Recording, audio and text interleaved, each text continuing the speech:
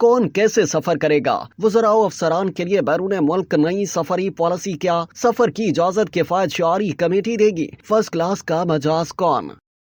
وفاقی حکومت نے وفاقی وزراء و سرکاری افسران کے لیے بیرون ملک نئی سفری پالیسی جاری کر دی۔ کفایت شعاری پالیسی کے تحت وزراء افسران کے بیرون ملک دورے سفری سہولتیں محدود کر دی گئیں۔ صدر یا چیف جسٹس فرسٹ کلاس، وزیر اعظم، چیئرمین سینٹ اور اسپیکر بزنس کلاس کے مجاز قرار۔ سرکاری افسران کو ناگزیر وجوہات کی بنا پر بیرون ملک سفر کرنے کی ہدایت کی گئی ہے۔ ناگزیر صورتحال نہ ہونے کے باعث بیرون ملک سفر کی اجازت کفایت شعاری کمیٹی سے لینا لازمی قرار دیا گیا۔ سرکاری افسران کے بیرون ملک دوروں کے دوران 5 اسٹار ہوٹل میں قیام پر پابندی عائد کر دی گئی۔ معاون اسٹاف کے بیرون ملک سفر کرنے پر بھی پابندی عائد کر دی گئی۔ اگر ضروری ہو تو اس ملک میں پاکستانی سفارتخانے سے معاون اسٹاف لیا جائے۔ یہ ہدایت کی گئی ہے کہ بیرون ملک دوروں پر ٹیلی کانفرنسنگ کو ترجیح دی جائے۔ وفاقی وزراء، وزیر مملکت، مشیر اور معاونین کے سرکاری دورے وزیر اعظم کی منظوری سے مشروط کر دیے گئے۔ سیکرٹریز، ایڈیشنل سیکرٹریز اور انچارج ڈویژنز کے سرکاری دورے بھی وزیر اعظم کی اجازت سے مشروط کر دیے گئے۔ 20ویں یا اوپر کے گریڈ کے افسران اور 3 ممبران کے وفد کی اجازت متعلقہ وزیر سے لی جائے گی۔ 3 سے زائد رکنی وفد کے سرکاری دورے کی اجازت وزارت خزانہ اور وزارت خارجہ کے ذریعے وزیر اعظم سے لی جائے گی۔